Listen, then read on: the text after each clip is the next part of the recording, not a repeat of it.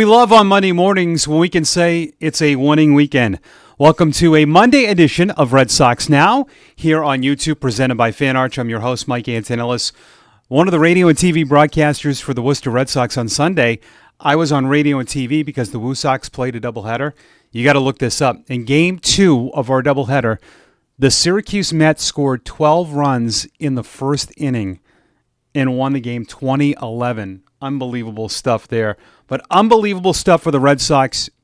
Why you can't live in the moment, right?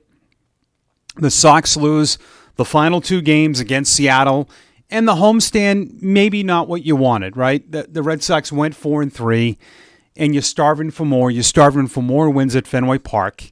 And then they lose Game 1 of that doubleheader to Cleveland, and then they rebound big time. They had great at-bats on Saturday in Game 2. They didn't strike out much, and they even up the series, but not always easy to win back-to-back road games. And what do they do on Sunday? Man, oh man, did they take it to Allen. LT Allen gave up 9 hits, 7 runs over 4 1/3, including a home run to Rob Refsnyder, who just continues to torch lefties. You think about these little moves that the Red Sox have made over the years. Role players, utility guys matter. Rob Refsnyder and Romy Gonzalez. We talk about over and over about people want Rafaela to be a super utility guy. That's not easy for young players. Savvy veterans like Rob Refsnyder and Romy Gonzalez are so good at this. Romy was 0 for 4 but scored 2 runs, but their seasons have been very good to start the year. Devers homered, 4 more hits for Jarren Duran, who stole home on Saturday. You had, Christian Campbell, 2 hits, scored 4 runs, walked 3 times, knocked in 2. And Rafaela from the 9th spot, 2 hits, a home run, knocked in 5. And Carlos Narvaez had a couple of hits as the Red Sox able to rebound. And they take that series before an off day on Monday, and they take on the Blue Jays. So that was really good stuff. And this was too. And I've talked about this a lot. I feel Brian Bayo coming back, and he got the win, by the way, if you were living in a cave and not following Red Sox baseball over the weekend. 2 starts since coming off his injury, 2 wins. Quality start on Sunday with 6 innings of work on 6 hits, 3 runs, 3 walks, and at times command wasn't there, but struck out 4, gave up a home run to Nolan Jones when the game was 6-0. But he earned the win. And while I think this is kind of undersold, I think we just tend not to talk pitching as much as we should. Many feel, and I know Pedro Martinez feels this, and I think a lot of us do. Bayo, 1 or 2, he's got the ceiling of a 1. Calling him a number 2 is fine, but slotting him 3, and you have Crochet, Buehler, and Bayo as your horses as a 3. And if you can get How going, that's a pretty good 4. And it's too bad that Richard Fitz is hurt because he was really good. We'll see if Dobbins plays into this, and we'll get to Lucas Giolito in a minute. But you got back a top-of-the-rotation guy, and you were able to kind of swim above water without Bayo. And I think his stuff is excellent. And I really think when we look at starting pitching, he's someone you need. But I don't worry about Crochet and Buehler. I really don't. I don't want to say with Crochet he's been there, but the stuff is off the charts. Buehler just knows how to pitch. Bayo is kind of in the middle. The stuff, he's still learning how to pitch.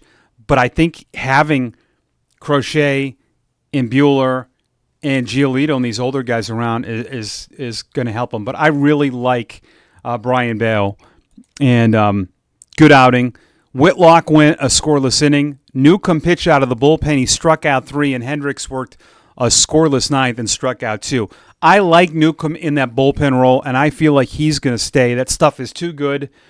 And maybe the counter move will be to Luis Guerrero when we get to this on what happens. You know what I really like about this is that Christian Campbell on Saturday made a really bad base running decision where he kind of sprinted towards second base on a line drive to right, and he was doubled off first.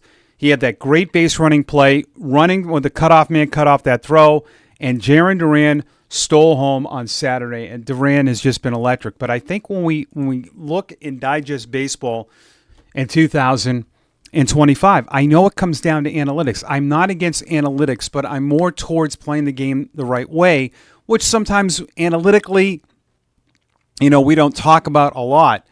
But running the bases correctly, catching and throwing the ball is important in the 1800s and the 1900s, the 2000s and the 3000s. It's always going to matter.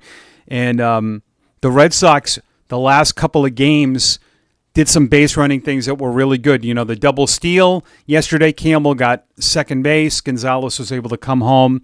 But you like to see Campbell and the development of what younger players are doing. And when they're able to run the bases the way that Christian can do it, and he's got a good mentor in Jarren Duran, the way he runs the bases. So good stuff. I think we want to see those errors get cut down, but I really like how the Red Sox responded. And this is why you can't live day to day. It's like even that fact that you won 2 games, you got to put it away. But they had lost a quick 3 and were able to rebound to win that series. So today's an off day. Tuesday, the pitching matchup is Crochet.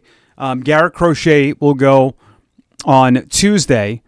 The Red Sox pitcher on Thursday is Tanner Houck. And this is crazy. It's already on MLB.com, and it's on our next slide as we close it out. Lucas Giolito and Alex Cora told the media after the game that he will be called up and activated officially off the injured list on Wednesday, and it will start against Toronto. So you would think that the counter move would be Luis Guerrero back, unless the Red Sox make a roster move from then,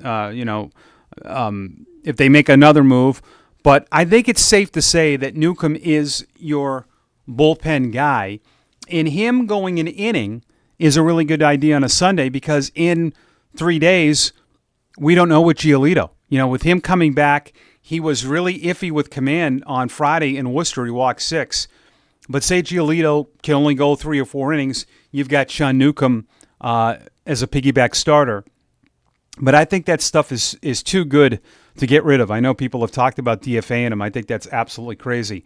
It's the battery, Giolito, Wong. Wong, I don't think will catch Wednesday. Got to see him play in Game 1 of a doubleheader on Sunday with the Woo Sox played Syracuse, and I thought Wong looked great at the plate. He had 2 hits. First pitch was an opposite field single. He struck out a couple times. His first 4 at-bats in about a month, and he told our reporters more nervous catching the baseball than hitting. I thought he looked great for a guy that had not been hitting. So we'll see what happens with Wong. I'm sure by the time we record this, there'll be updates all over social media, which you can follow me at The Radio Mike on X and all of my social media platforms.